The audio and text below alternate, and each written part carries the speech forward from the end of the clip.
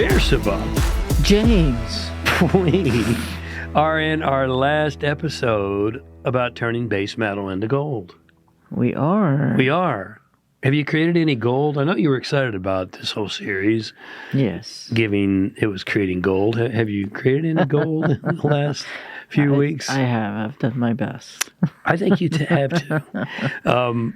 This is our final episode, and obviously we're not talking about literal gold. We're talking alchemically. Yes. Hopefully, if you've been following along, you recall this analogy for internal alchemy versus external alchemy. Yep. And the goal we're creating is an awakened consciousness of who and what you are. The awakened consciousness of your full God-given potential. Just suppose you could access that fully, totally and completely, your God-given potential. How amazing would that be? That would be a fantastic life. It would be an unbelievable life. Yes. You'll also recall getting there is not easy. No, It's a comprehensive process of cleaning up, growing up, and waking up. And they have to happen in that order. Cleanup has to happen first. It's not quick fix or easy. No, and it's not supposed to be. You see, if it was easy, then everyone would be fully awake and fully actualized and fully in their God-given potential. No. And then what would that be? It'd be nothing. It'd be everything. It'd be everybody. It wouldn't be anything. It'd be unique. nothing and everything at the same time. That's right. It's not supposed to be easy, but it is meaningful. And we can promise you that. So just a mini recap, because this has been a pretty extensive series, and hopefully you've been following along. But once your body, your mind, and emotions are clean, then you can truly step into your adulthood. And we talked about this last time, leaving old childhood baggage behind. Mm-hmm. We discussed this previously if you missed it. You know, things like if you're not able to let go of old friendships, old relationships, habits, then you've got some cleaning work to do. Yeah. You really do, because you're stuck in place. Here's the bottom line. Relationships that grow together stay together. Yeah. That's just a fact. Relationships that don't grow together, they grow apart. And so ask yourself continuously, the relationships that I'm in, are we growing together in the same direction? Because if you're not, you're growing apart. And if you're not growing together in the same direction, then you either have to separate, or one person has to choose to stay frozen in time. Oh. And that happens a lot, doesn't it? That's true. I mean, we talk to a lot of people who are in relationships, and at least one of them is frozen in time. Mm-hmm. They haven't really evolved forward at all because they're staying with a person that they shouldn't be staying with. That they should have left a long time ago. Right. And so don't be frozen in time. No. You know, the ultimate objective of waking up is threefold. Number one, it's the realization of the oneness with God and all things. True. Now, this first stage realization is mostly intellectual. It's an intellectual awareness of the truth. They say in the Toltec, they call it the interrelationship of all of life. And so this is an intellectual awareness that there's a oneness of God with all things, but there's a higher experience, which we'll call the second stage, is a higher experience of intellectual. And what is that? It's feeling. It's feeling. It's experiential. Yes. Of the oneness with God and all things. This is a tactile feeling experience far beyond mere intellectual understanding. True. You know, feelings are hard to describe, Bersabeh, but you've had a lot of these experiences. Can you maybe give your best shot at explaining what the feeling is of the oneness with God and all things? Wow. That's an easy one, thanks. Yeah, I threw you a curveball there, didn't I?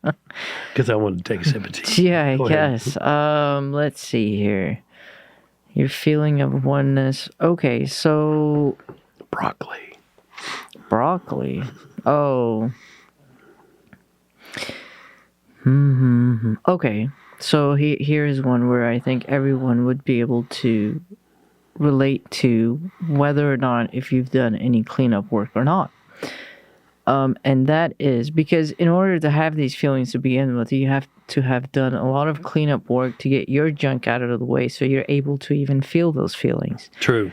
Now, let's say you have it and you have some, escape mechanisms, which could be either some kind of drugs, cigarettes, TV, music, alcohol, sex, you name it. So let's just take whatever it is that you do as an example and think about the feeling that you have once you have done that, because it gives you this feeling of fullness and contempt, even though it's a false feeling because it's stimulated by obviously something that you're not supposed to be doing to begin with.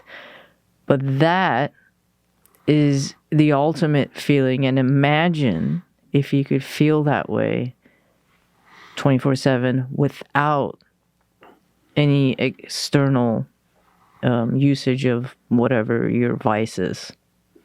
That's a really good example. It reminds me of Dr. Stanislav Grof and his research. He's a psychologist, and he states that all substance abuse is a search for God. Yes. Well, there you go. It's a search for God. It's a deleterious search. Mm-hmm. It's not healthy. It will kill you, and yet it's a search to transcend the mundane. I am me and you are you, and this is this and that is that. Yeah, because in the middle of doing such things, you don't have that. Correct. Pay attention next time you do. Correct. You'll notice that you're perfectly good. And so is everybody else in the entire world. So that's the experience of oneness of God in all things. And we're certainly not advocating substances because... No. I was just saying that so everybody could relate to it. Or sex addiction or any of those things, because those things come back to bite you and haunt you. And if you have to use something to experience something, you will always have to use something to experience something. What you have to get to a point and become is the ability to experience it on your own. Right. And I think, my whole point of even bringing that up is that because every single one of us that does that uses something or whatever, not even knowing that this is the feeling that we're going after, one, to begin with. Second is because this is the feeling that we're supposed to be going after. Right. Now, you can't get to that without any of those things, and you have to do the cleanup work. And the growing up. Well, right, yeah. And then eventually you wake up. Yeah. There's a third stage of awakening beyond the tactile feeling experience of the oneness of God, and that's the experience of nothingness. Well, I think that kind of... Oh, this is hard to describe. It's kind of the same, isn't it, as the other one? No, it's beyond that. It's beyond that. Nothing. When you're experiencing the unity of all things, there are things, but there's still things. Mm-hmm. When you move into the experience of nothingness, there's no thing. And this is hard to describe. It's very alchemical. And the mystery teachings tell us that all things came from no thing. And that sounds really mystical, and it is. And yet, likewise, physics tells us that all material objects ultimately come from the quantum vacuum, which is nothing. It's emptiness. And this experience, not intellectually, but experientially, is the ultimate waking up to the reality of what is, as well as to the reality of what isn't. When you experience these three stages, you're turning your mundane base metal into gold. In the meantime, until you get there, Keep your commitments. Focus on cleaning up and growing up. Keep doing the work. Because it promises in the mysteries. There's an axiom that states, perseverance in the great work will be rewarded. And it will. It's worth it. And it is worth it. Thank you so much for a couple of moments of your day. Hopefully this is helpful. And we will see you next week. God bless. Bye.